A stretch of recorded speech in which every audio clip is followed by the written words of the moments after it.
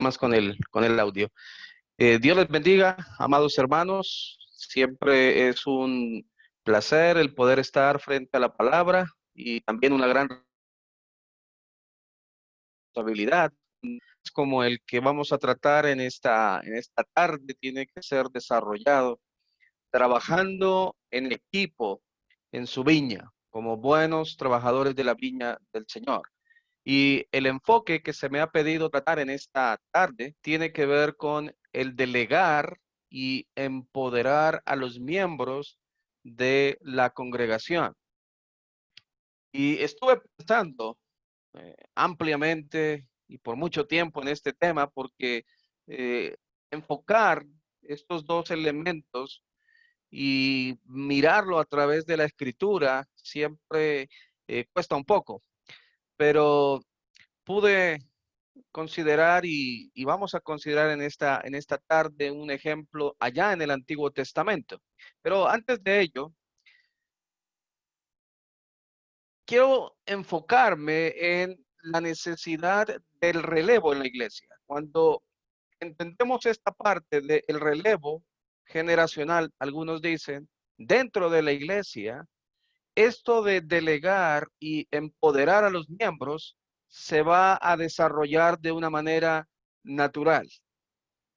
Entonces, cuando este concepto del relevo sea asumido por los líderes actuales en las distintas congregaciones, el proceso se va a convertir en una disciplina saludable para todos. Al mismo tiempo, va a permitir que las fortalezas y capacidades de nuestros hermanos sean usadas de manera eficiente para engrandecer el reino de Dios. Probablemente usted haya escuchado a muchos hermanos que de forma decidida quieren servir en el reino, pero encuentran oposición y resistencia muchas veces, ya sea por parte de un liderazgo desgastado o inclusive porque existe una dictadura dentro de la iglesia. Hace ya varios años fui invitado por una congregación a predicar una serie de lecciones relacionadas con el servicio. Finalizada aquella actividad, 3 hermanos de dicha congregación pidieron conversar conmigo sobre una necesidad apremiante en ese lugar. El predicador se había convertido en un obstáculo para el emprendimiento de nuevos proyectos encaminados al progreso y desarrollo de la iglesia. Después de conversar con estos hermanos, me dirigí al hermano en cuestión, al predicador, quien en su orgullo negó rotundamente todas estas acusaciones. En ese momento me dije, una de las dos partes está mintiendo, o probablemente las dos. Con el paso del tiempo, supe que aquella congregación desapareció, porque las relaciones estaban muy dañadas por la arbitrariedad de una sola persona que jamás pensó en el futuro de la obra, negándose a trabajar como un miembro más del cuerpo, sino creyéndose que él era todo el cuerpo. Lamentablemente, el concepto de predicador ha sido muy mal entendido en muchos lugares, no solo por parte de los miembros, sino también de quienes presiden dicho rol. De los miembros, porque asumen un papel pasivo, facilista y poco o nada comprometidos con el trabajo. Y de los predicadores o ministros, porque se adjudican todo el peso de la congregación, peso que no les corresponde llevar. Como resultado de esto, jamás les permitirá pensar en una generación de relevo. El problema que enfrentaban los hermanos del lugar que estoy mencionando era sencillamente que el ministro predicador estaba cerrándose a trabajar en equipo, con la mirada puesta en un traspaso inteligente de liderazgo. Cada proyecto o idea que los hermanos presentaban ni siquiera eran considerados. Simplemente el hermano descartaba cualquier iniciativa que no lo involucrara directamente, o en otras palabras, en donde él no sea el protagonista.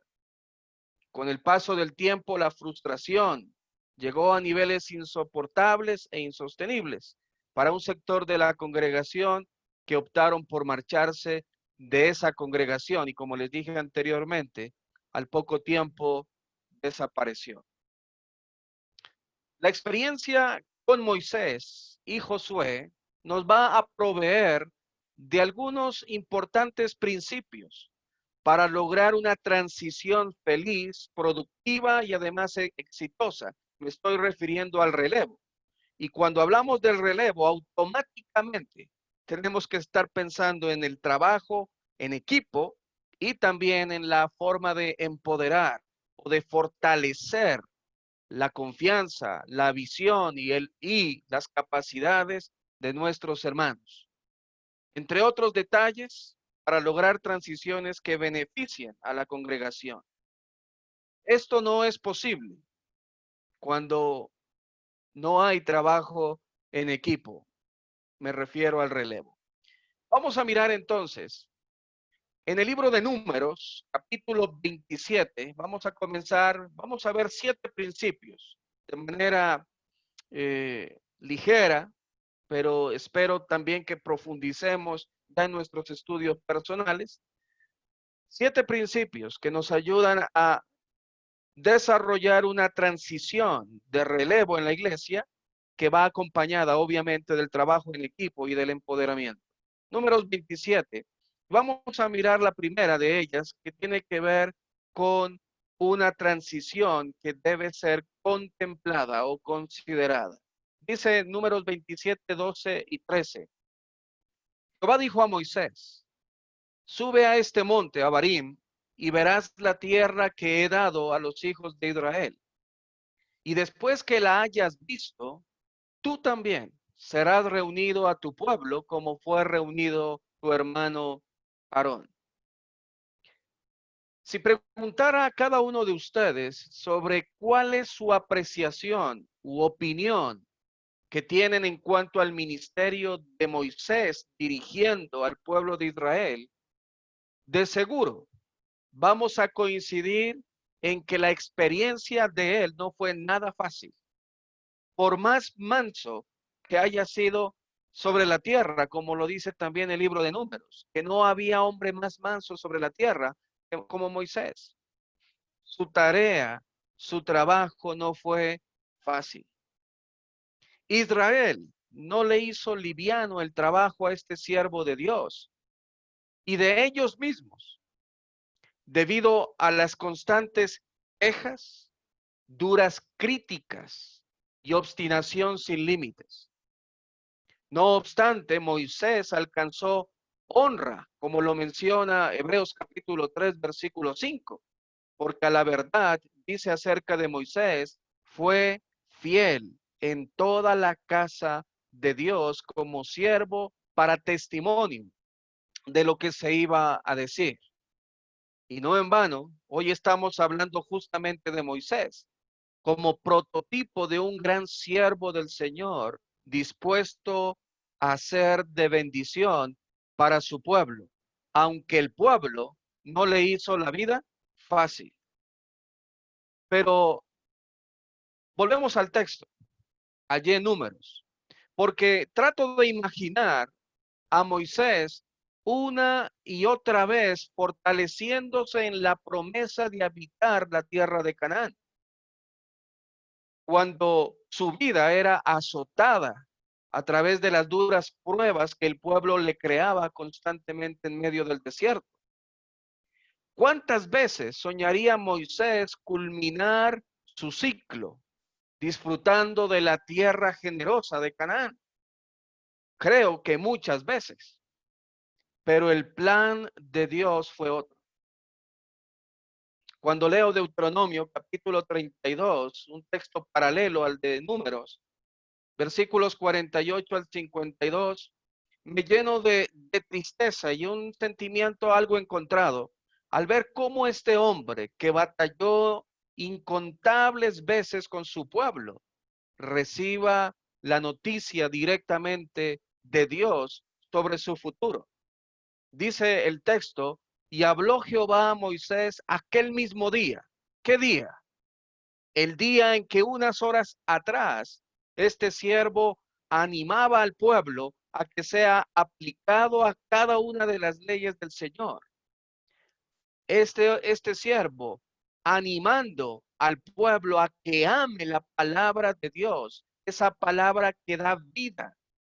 Y ahora Dios le dice unas horas después, sube a este monte de Abarim, al monte Nebo, situado en la tierra de Moab, que está frente a Jericó, y mira la tierra de Canaán, que yo doy por heredad a los hijos de Israel.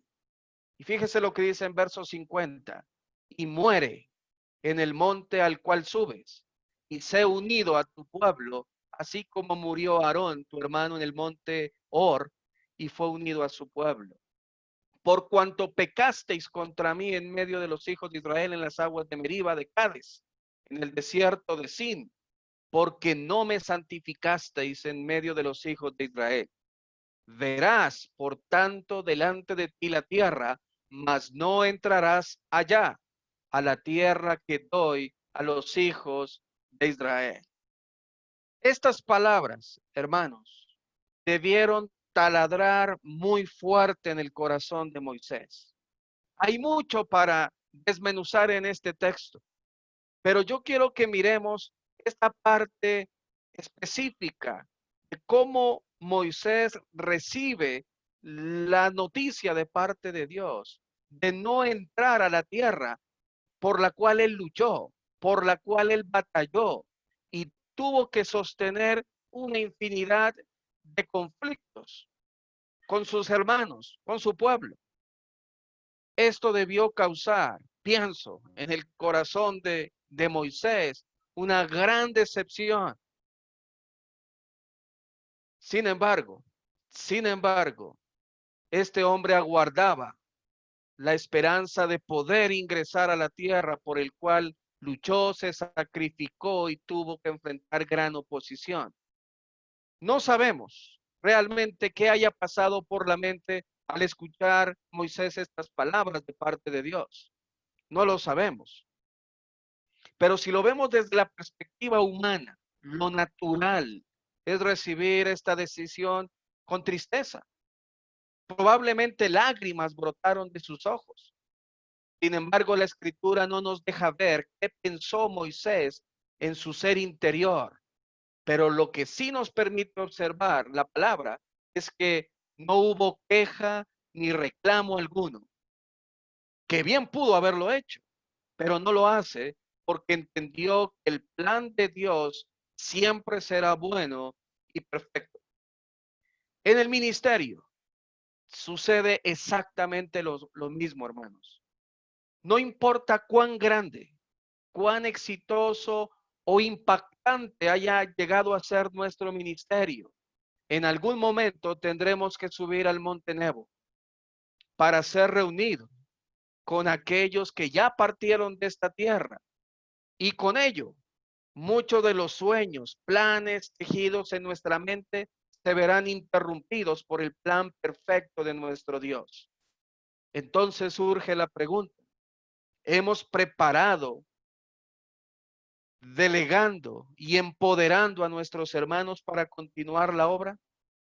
Recuerde que no somos eternos en este mundo y que a nivel de iglesia no podemos desentendernos de la gran necesidad de preparar las futuras generaciones en el presente, en el ahora, lo que nos lleva por obligación a trabajar en equipo. El líder sabio piensa en esta realidad, aun cuando se halle en los años más vigorosos de su ministerio. Quienes no lo hacen actúan con inmadurez y también pueden afectar gravemente una congregación como la que les mencioné en el comienzo. El adolescente carece de noción en cuanto a la condición finita. Cree que la vida es eterna, pero cuando avanza hacia la madurez, vamos entendiendo que la vida cumple un plazo establecido y nos preocupa el legado que dejaremos a los que vienen atrás. ¿Cómo queremos entonces, hermanos, ser recordados en el futuro? Es una pregunta que debemos hacernos constantemente. ¿Cómo quiero yo que en el futuro se me recuerde? ¿En qué términos? ¿De qué manera quiero que en el futuro las generaciones puedan hablar acerca de nosotros? Note, acerca de Moisés, ya lo leímos allá en Hebreos, dice la Escritura que se vio a un hombre fiel en toda la casa de Dios. Entonces, la transición, el relevo tiene que ser contemplado, tiene que ser considerado. En segundo lugar, la transición debe ser analizada, debe ser también estudiada. Dice Números 27, 15 al 17. Volvemos a nuestro texto base, allí en Números 27. Entonces respondió Moisés a Jehová diciendo, ponga Jehová, Dios de los espíritus de toda carne, un varón sobre la congregación, que salga delante de ellos y que entre delante de ellos, que los saque y los introduzca, para que la congregación de Jehová no sea como ovejas sin pastor. Moisés bien pudo haber dicho, pero no hay nadie más.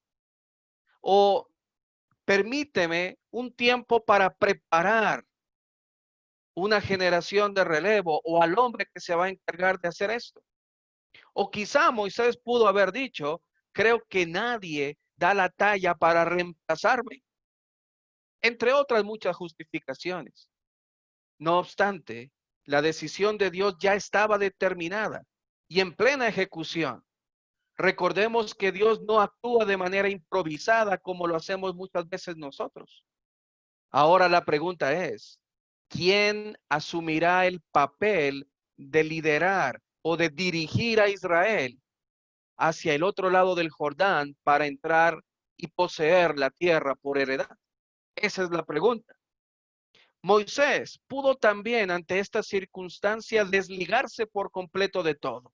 En otras palabras, si yo no voy a entrar a esa tierra, si se me ha prohibido ingresar a esa tierra, si no voy a disfrutar de aquello por lo cual luché, entonces ya no es mi preocupación. Pudo haber tomado esa actitud Moisés, pero no lo hace. No lo hace, porque Moisés no tiene ese espíritu. Quiero que nos fijemos en la frase del versículo 16, donde Moisés le dice a Dios, ponga Jehová, ponga Jehová. Es decir, este dicho denota su especial y profundo interés por lo que le pueda acontecer a Israel. En otras palabras, si yo no seré el encargado de hacer entrar al pueblo a la tierra prometida, decide tú, Señor, a la persona más idónea para tu propósito, para que la nación no camine como oveja sin pastor. Con esto, una vez más, Moisés demuestra su carácter humilde frente a las disposiciones de Dios. Como la viña le pertenece al Señor, Él es quien escoge a sus trabajadores, a aquellos que le darán continuidad a su proyecto.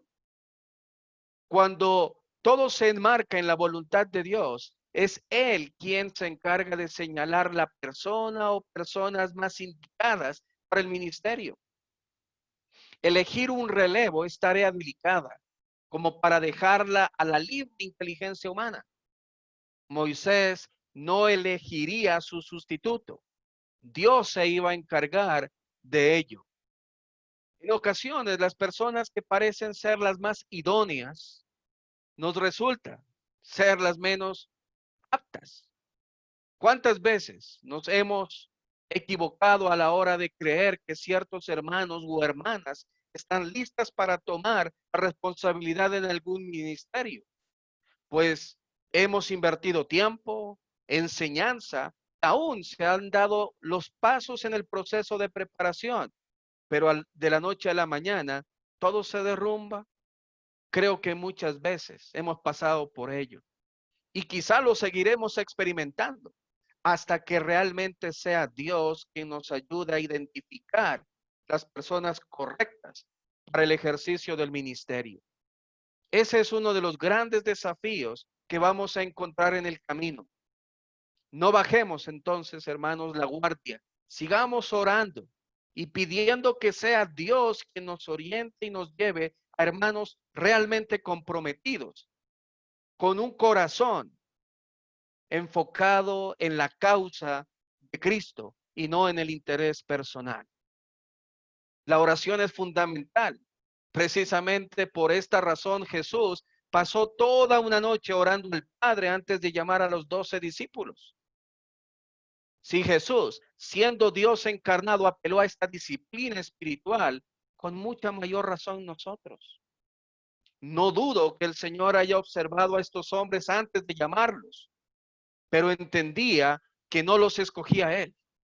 De hecho, en su oración de Juan capítulo 17, reveló que en realidad el Padre los había entregado en sus manos. Fíjese, Juan 17:6 dice, he manifestado tu nombre a los hombres que del mundo me diste, tuyos eran y me los diste, han guardado tu palabra. Jesús mismo reconoce que la elección de los 12 hombres que le acompañaron en su ministerio no fue una elección propia, sino que el Padre fue quien intervino en esa elección. Por eso, mis hermanos, a la hora de esta transición de relevo, debe ser estudiada, debe ser muy bien analizada, pero principalmente debe ser llevada en oración a Dios para que sea Él quien elige a los futuros líderes de la iglesia. En tercer lugar, la transición también debe ser espiritual. Números 27:18, volvemos al texto base, dice versículo 18, y Jehová dijo a Moisés, toma a Josué hijo de Nun, varón en el cual hay espíritu, y pondrás tu mano sobre él. No sabemos si Moisés tenía en mente a un candidato. Probablemente sí.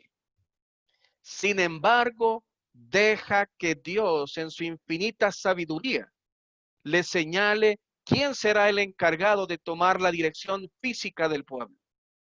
Esto muestra que Moisés fue prudente y no se dejó llevar, como muchos de nosotros, de emociones, sentimentalismos y preferencias. La clase de hombre que debía asumir la responsabilidad de dirigir al pueblo tenía que reunir una característica fundamental vista por Dios allí en el versículo 18. Debía ser un varón en el cual haya espíritu. Esta frase nos lleva a pensar en dos posibilidades. En primer lugar, puede referirse espíritu al ánimo, al aliento de Josué para hacer la tarea. Y en segundo lugar, a la presencia del Espíritu Santo en él. Recuerde que en el Antiguo Testamento el Espíritu Santo entraba y salía, no habitaba permanentemente en el corazón o en las personas. En este caso, Dios ve en Josué un hombre en el cual hay espíritu. La presencia del Espíritu Santo, por la magnitud de la responsabilidad que se debe tomar de dirigir al pueblo de Israel, pienso que la segunda posibilidad es la más cercana, puesto que la obra a realizarse solamente puede ser llevada a cabo bajo la dirección expresa de Dios a través del Espíritu. Por eso hablamos de un trabajo espiritual. Resulta a veces tentador delegar las responsabilidades a aquellos que han estado más tiempo acompañándonos. Esta podría ser una especie de recompensa a la lealtad que demuestran ciertas personas hacia nosotros. Otros, en cambio, muchas veces delegan la responsabilidad a sus hijos, solo porque ellos gozan de confianza. Es cierto que la lealtad y la confianza son virtudes importantes en alguien a quien delegar una determinada función, pero no son suficientes. Es necesario que posea otras cualidades. Y viene a mi mente en este momento muchos textos, pero deseo concentrarme en uno particularmente. Y se encuentra ya en el libro de Éxodo, capítulo 18, versículo 19 al 21, cuando en un contexto muy cercano a Moisés, tuvo que elegir a hombres que cumplirían la función de juzgar los casos menores dentro del pueblo, y de este modo se compartiría la responsabilidad que para ese instante solo Moisés cumplía. Dice el texto allí en Éxodo capítulo 18, versículos 19 al 21. Oye ahora mi voz, yo te aconsejaré y Dios estará contigo. Estas son palabras de Jetro, el suegro de Moisés. Está tú por el pueblo delante de Dios y somete o consulta tú los asuntos a Dios. Y enseña, en otras palabras, prepara, entrega el conocimiento perfecto de la voluntad de Dios, capacita a ellos las ordenanzas y las leyes y muéstrales el camino por donde deben andar y lo que han de hacer.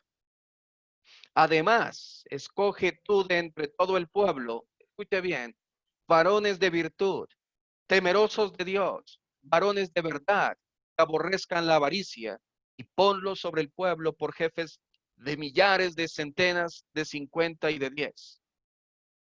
Y quiero que miremos atentamente el verso 21, allí de Éxodo 18, porque las cualidades que debían mostrar estos hombres para poder juzgar los casos menores entre el pueblo estaban relacionados con virtudes de integridad, varones de virtud, es decir, hombres de excelencia, con capacidad, temerosos de Dios, es decir, que respeten la voluntad de Dios, que respeten por encima de todo a quienes están sirviendo, varones sinceros, varones llenos de verdad y que no caminen en negocios turbios.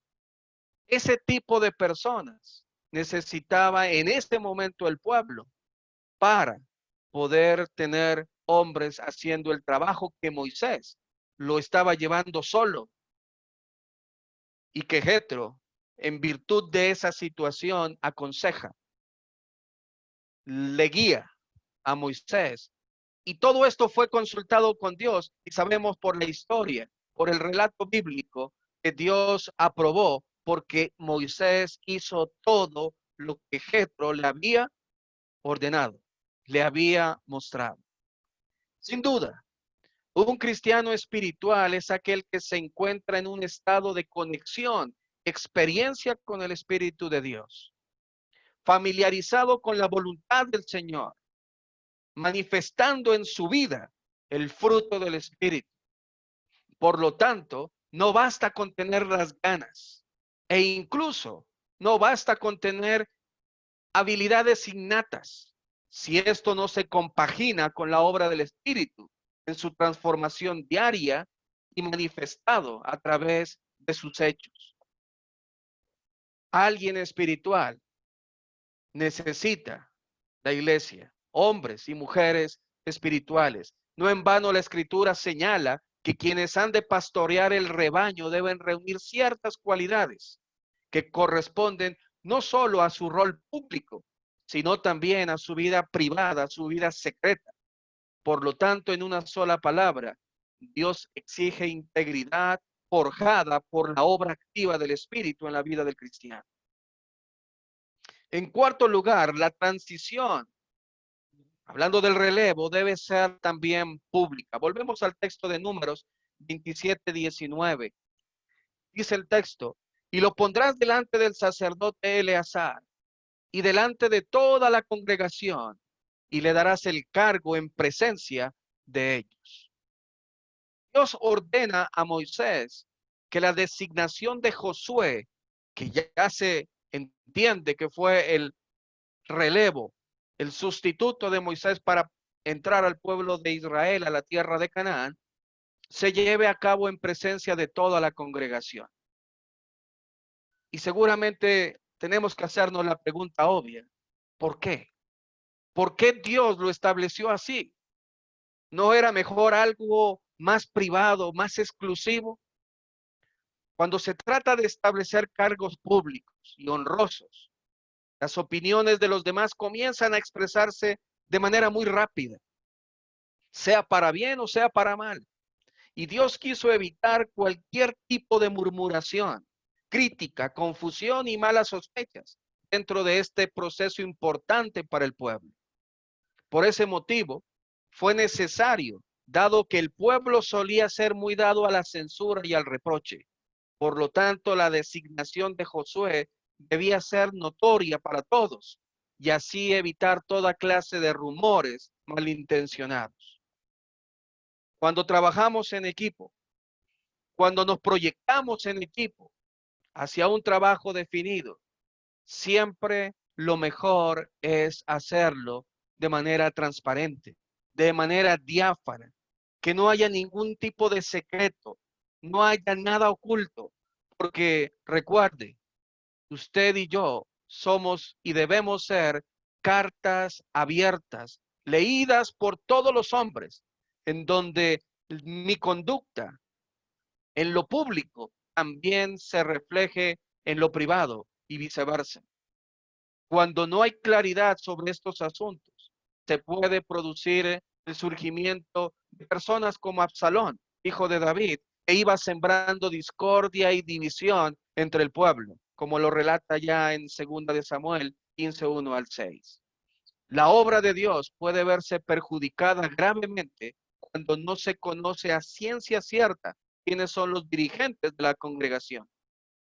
Los hermanos terminan cediendo ante la especulación, el desconcierto y la incertidumbre. Es necesario, por lo tanto, aprovechar todas las oportunidades que se presenten para dar el respaldo público a quienes tienen la difícil tarea de guiar al pueblo de Dios. Y esto tiene que ver con honra, esto tiene que ver con el respaldo, con lealtad también. Y estamos hablando de trabajar en equipo, pero también estamos hablando de empoderamiento, es decir, de fortalecer las capacidades de los hermanos para las tareas a futuro.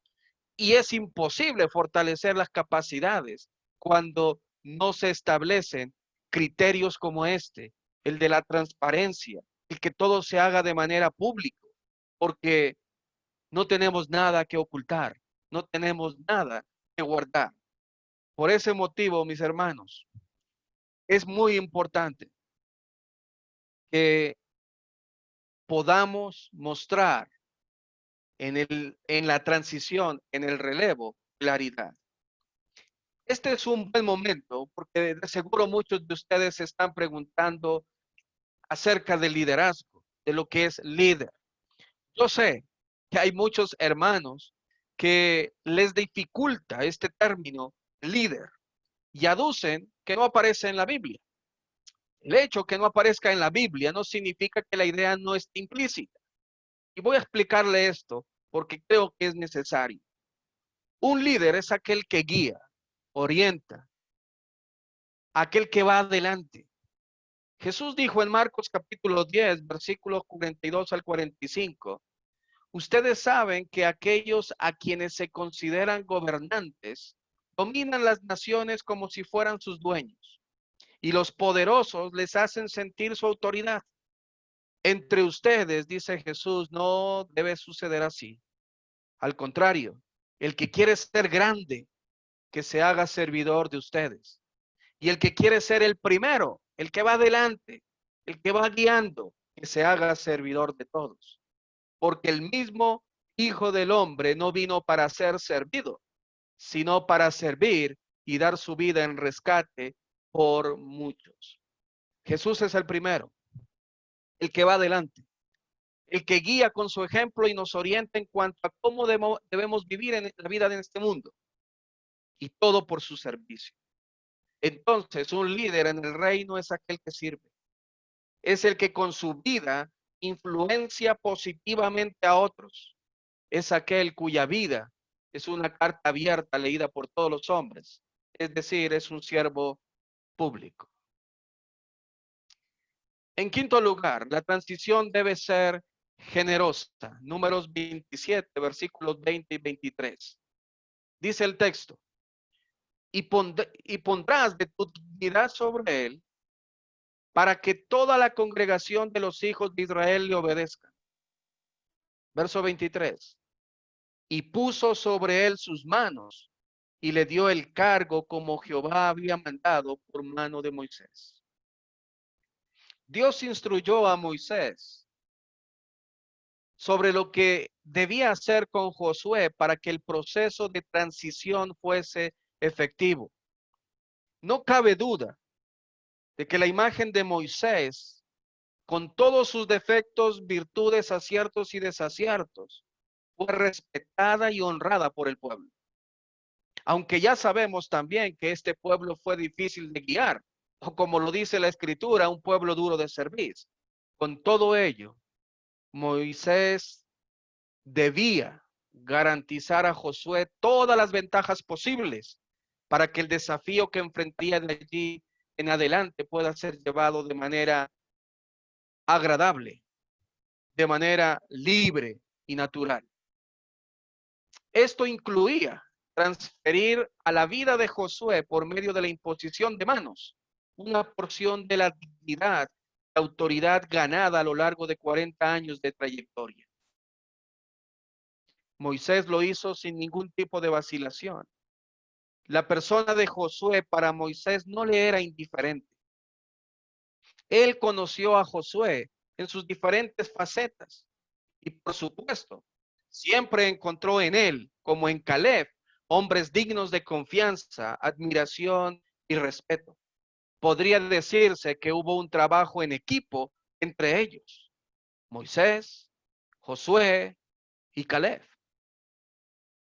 Las aptitudes que distinguieron a Moisés fueron el fruto del sufrimiento, los errores y las luchas típicas del ministerio. Desde aquí quiero honrar a cada uno de ustedes, especialmente a quienes con corazón valiente y decidido han servido, sirven y servirán a Dios en medio de gran dificultad e incluso incomodidad. Hermanos, Dios no es injusto para olvidar la obra de vuestro trabajo. Cuando se designa relevo en la iglesia, se debe entender que es un acto netamente espiritual, dirigido por hombres espirituales hacia hombres espirituales. El hecho de encargar a hombres fieles e idóneos requiere de quienes han levantado a estos siervos compartir todas sus riquezas, todas sus herramientas con quienes delegan la continuidad del ministerio. Y todo esto es imposible si no hay trabajo en equipo, si no hay compañerismo, si no se ha hecho gestión para pensar en el futuro. El peor escenario que una congregación podría tener es la presencia de hermanos cuyo corazón es egoísta. Solo ellos quieren predicar, solo ellos quieren dirigir, solo ellos quieren hacerlo todo. Ese sería el peor escenario. En sexto lugar, la transición debe ser gradual. Y ahora quiero que me acompañe a Deuteronomio capítulo 3, versículo 28. Está en el mismo contexto.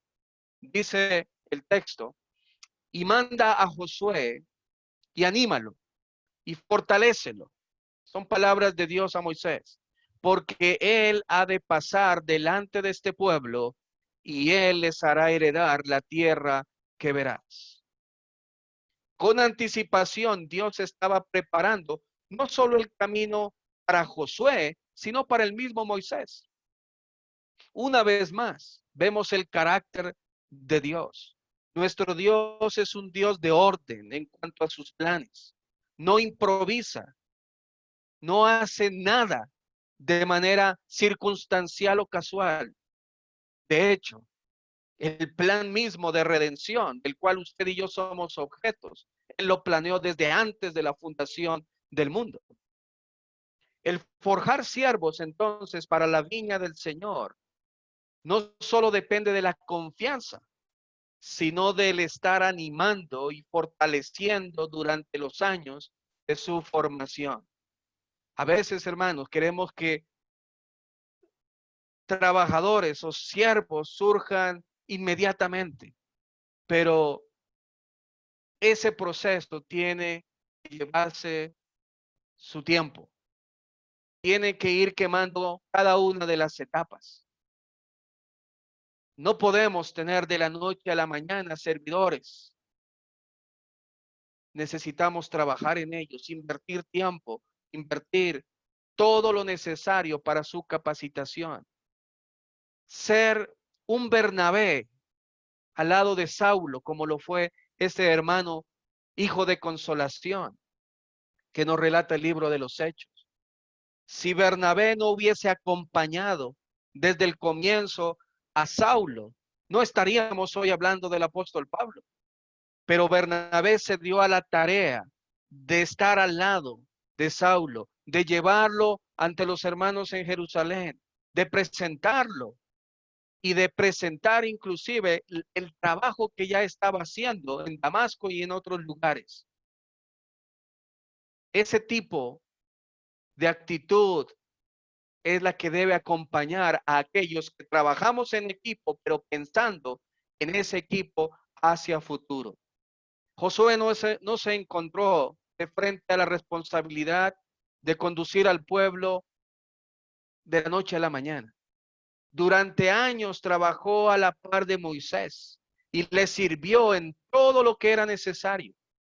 De esta manera, ocupando un espacio cercano al hombre que dirigía como cabeza visible del pueblo, recibió la oportunidad de observarlo de cerca y de desarrollar las habilidades que solo se incorpora con el paso del tiempo.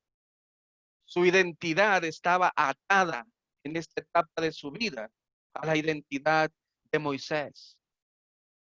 Solamente basta recordar cuando Moisés subió al monte de Sinaí a recibir la ley. Josué estuvo cerca de él porque se identificaba plenamente con ese líder. Uno de los errores más comunes que he visto en la iglesia del Señor es el responsabilizar hermanos nuevos en tareas que aún no están capacitados.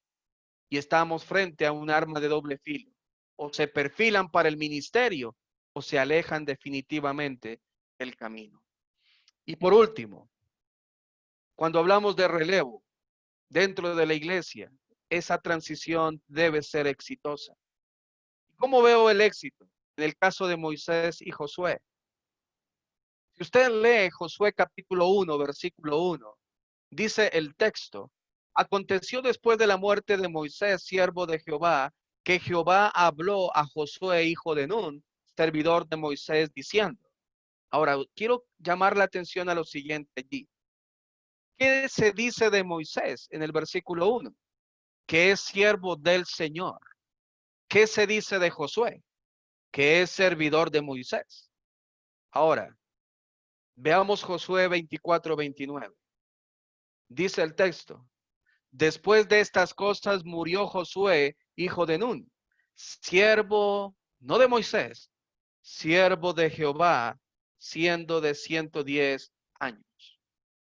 Josué había logrado la transición necesaria y su trayectoria ahora lo identificaba como un verdadero varón de Dios. Esta es la meta final de toda transición. El objetivo no es que el ministerio del líder anterior permanezca tal cual lo construyó. Más bien, el pueblo de Dios debe seguir avanzando hacia la conquista de nuevos territorios para el reino de los cielos. Eventualmente, el legado del nuevo líder se sumará a los recuerdos del servicio fiel del varón que lo precedió en el ministerio. La gloria en todo esto siempre será para el dueño de la viña, que es nuestro Señor Jesucristo. Amados hermanos, quiero concluir con lo siguiente. No temamos trabajar en equipo en las congregaciones.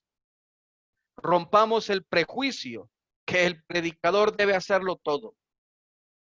Rompamos el prejuicio de creer que los otros no son capaces, no son aptos para hacer lo que yo hago. Acostumbro a decir a los hermanos de la congregación donde sirvo, yo hago la parte que me corresponde. Usted haga la parte que le pertenece. Así juntos uniremos esfuerzos para fortalecer la iglesia. A la hora de delegar, no nos dejemos guiar por impulsos o por emociones o preferencias, sino más bien acudamos a nuestro Dios en oración para que sea Él dirigiéndonos hacia las personas correctas, con espíritu correcto y ánimo pronto para servir sinceramente en el reino. No menoscabemos las virtudes, habilidades y dones que Dios ha dado a nuestros hermanos, sino más bien aprovechemos cada servicio de ellos para glorificar a Dios. Hermanos, ser buenos trabajadores en la viña demanda no solamente tener un corazón trabajador, sino también un corazón dispuesto a preparar a otros, a trabajar en equipo y finalmente a aprovechar las habilidades de nuestros hermanos hacia el futuro. Porque un día usted y yo vamos a tener que subir al monte Nebo y allí otros seguirán el trabajo. La pregunta es, ¿estamos preparando a aquellos que le darán continuidad a la obra del Señor? Que Dios les bendiga, hermanos.